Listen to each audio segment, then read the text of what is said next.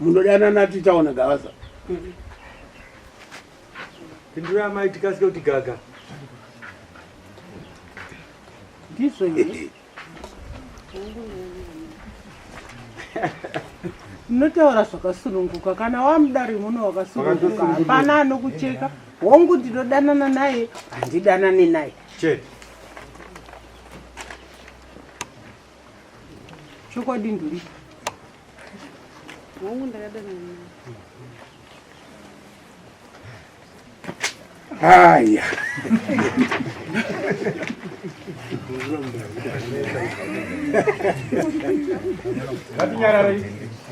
Hatinyarare. Alright, samanisi rakaenda date ranhasi anga apuwa. Date ranhasi samanisi takaendesa kudhara sekuru. Kunana patono mwedzi miri. Muchumupa date ranhasi. Date ranhasi hatina kumupa, patakamupa samanisi iye haana kubvuma kuuya kudare kuno chikomba chacho. Akauya ndeuyu chete. Mubvunzo wangu uri kuti date ranhasi akaudzwa. Haana. Isa paya paya. Mumu yeuchidzi. Mupe rimwe samanisi. Iwewo uye naamai musi wa 25. Musi wa 25 August. Takumupa rimwe rekuti azouya panapa. Marekodha. Zvataura amai awo. Okay. Tisipa changamire imbomira iwe. Amai zvakafamba sei nemunhu? Akakunyengai sei munhu? Taurai makatarisa uku. Ya. Zvakafamba sei? Ndizvo zvakaitika ndakafamba. Zvipi? Ina hazvizive saka ndokubvunzai.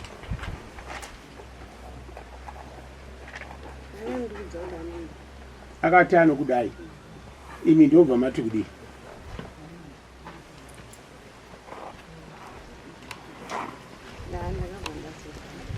Makazobvuma. Ndobva taita sei?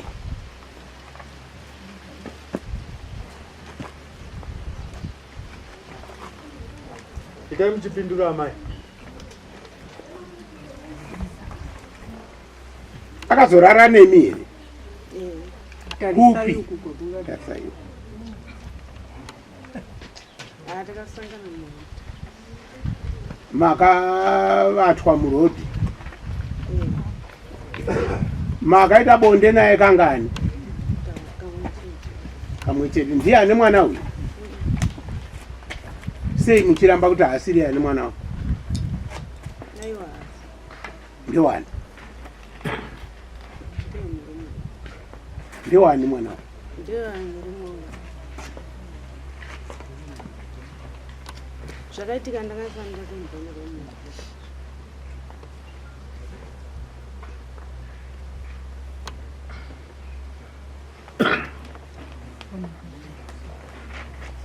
Right. Zvakazobuda sei?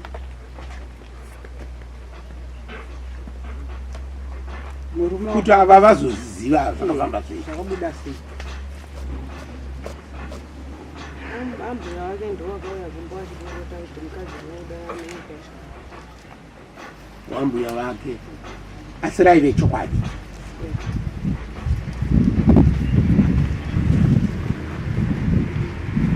Zvakanaka. Wangochida kuti kudiiwe? ndoda kutsanangura kuti magarana andaita nemurume uyu shopa kuita maitiro akaita. Aiwa, statement yako hatisi kuida. Tatokepcha kudhara umbowo hwatawana pane mudzimai yatotiwanira kare umbowo. Ndiani uyu amai akati anokudai? Anonzani? Ani? Anogara kupi? Village kwani? Kupi? Muno muzuda. Sabhuku wacho ndiani? Imurumba nokwani? Murumba nokwani? Ukwara. Ndekupi? Kuvillage rekwagatsi. Pagatsi muno mekari muzumba. Zvakanaka mai. Tosangana musi wa 25. Vakomana vavo muendera futi Gavaza. Kana asina taakutonga asipo. Handiti zvakanaka. andina kutaura uchangamira nemamiriro yakaita nyaya nemagarasanda nezvimaitiranga yake ndakaita kumashure nemaitika ashe pandakazoka kutokutanga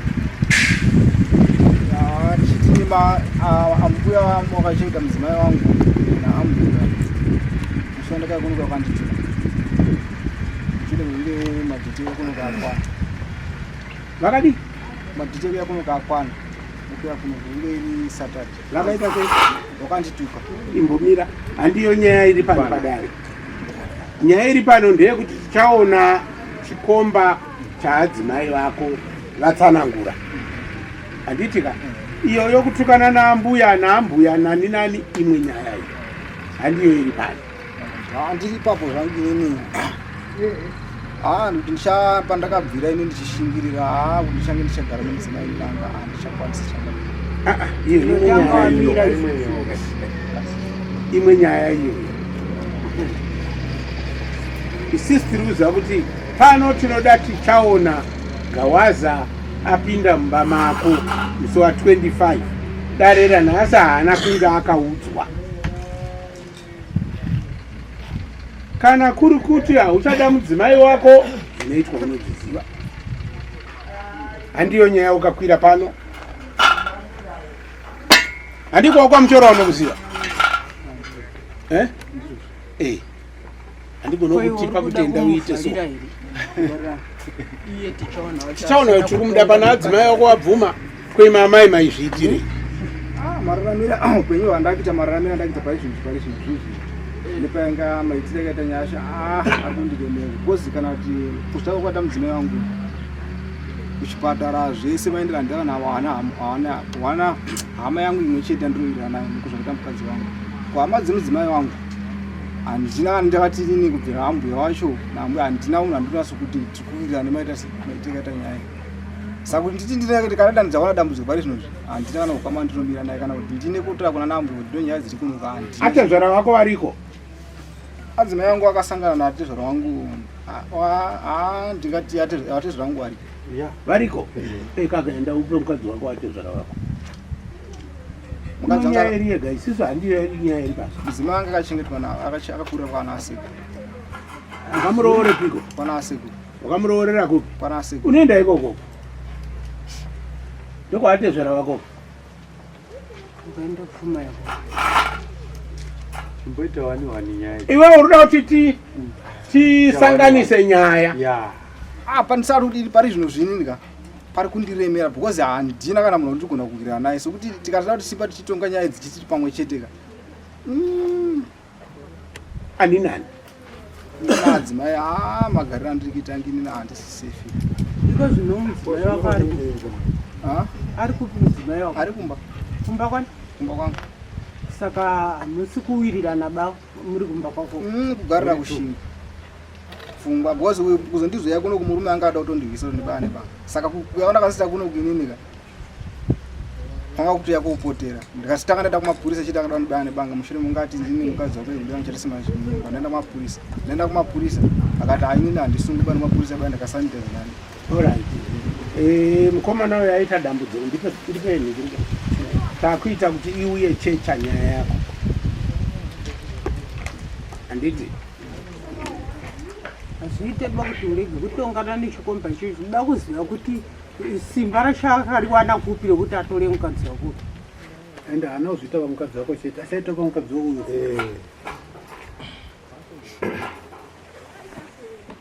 naye mai mako uraisa murume wenyuka munozviona sei? uri kurandira akuda kuuraiwa pane banga ndiani zita? Trust zido. Iwewe ugare zvakanaka nomurume uyu kusvikira Saturday iwe mauya pana. Dai wanga wakangwara mukomana.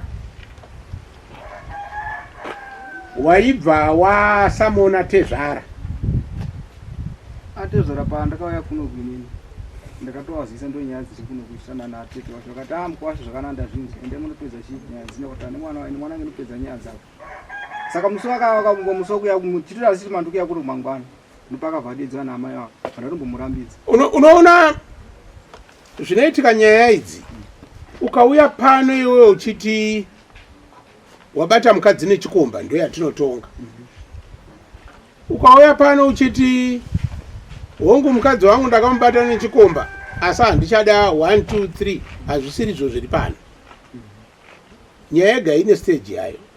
Saka nenyaya watitaurira kuchema kwawaita takuchimushevedza Gavaza auya haana takuenderera mberi nekuti apinda mumba mako. Ende isu hatigone kukupa nyaya yekuti dai wamhan'ara uchiti ende hatigone kuti ramba mukadzi wako.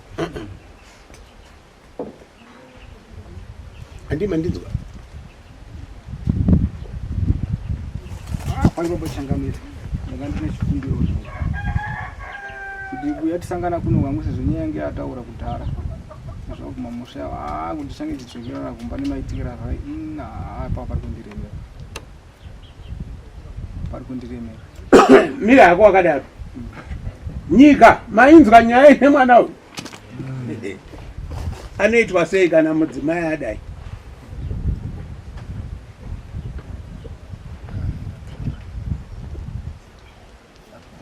Pindura hakuna vanhu here uyu anti yai kuno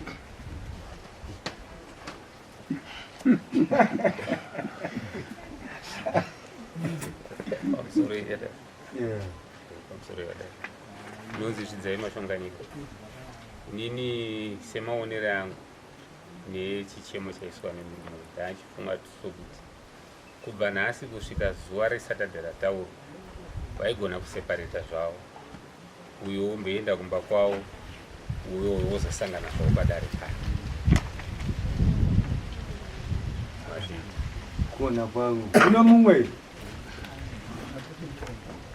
Hugo ana amai amuri kutaura asi hakuna ana amai anotaura.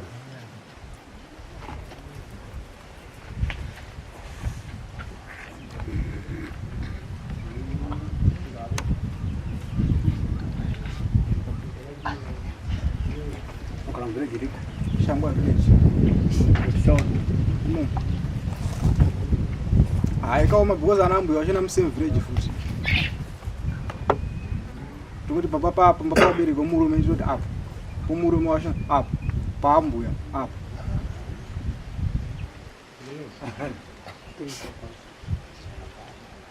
chitarisa uone mukomana nyaya yese iri mumaoko mako. Chero zviri kuda kuitika zvese zviri mumaoko mani. Isusu pano hasaita tonga Gavaza kuti ati timuti ane mhosva, hatina kumutonga. Kana utiti amai dzokerai kumba kwenyu, hatina kuvatonga. Hapana nyaya yatinogona kuti titi dai mambo dai mambo dai mambo dai, hatina.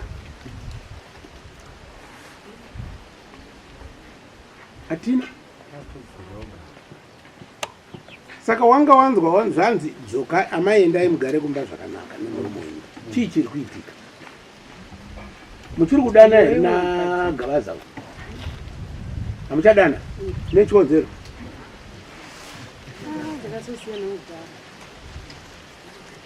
Makarambana nemhaka yei? Pazvakangotaurira. Sei muri kuzonetsana nomurume? Ivo hatisonetsana. Muri kugara sei? Zvakanaka. Uri kunzwa zvekutaura murume? Iwe uri kunetswa naamai ava here kana kuti hama dzavo? kubvira kwahama dzavo zvachona handina handisi kugona kushiya nemasho kana kuti tiri kutaura. Saka kugara ndakada ninika pandakaipa kutanga paya. Ugere sei naadzimai vako? Kugara takagara but pfungwa handigoni zvekutaura taura paya. Zvine ndakangonyarara. Pfungwa dzako dziri kungonetseka. Saka ndikuona ndogona semurume zvibate kusvika musi weSatadhe ndakaona. It's okay. Zvibate up to Saturday. Thank you. Wazvinzwa? Zvibate semurume. Be bold enough. Amai chengetai murume. Toda achinje pfungwa auye pano. Right. Hamuna kutanga ndimi kukanganisa.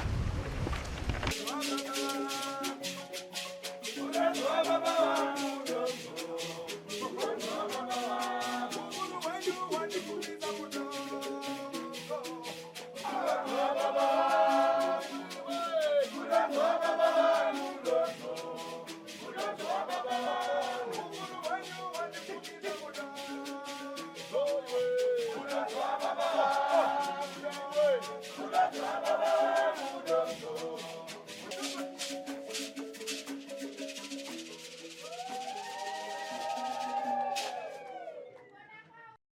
For these and more stories, tune in to Zim Newsbeat TV with Robert Tafumanei.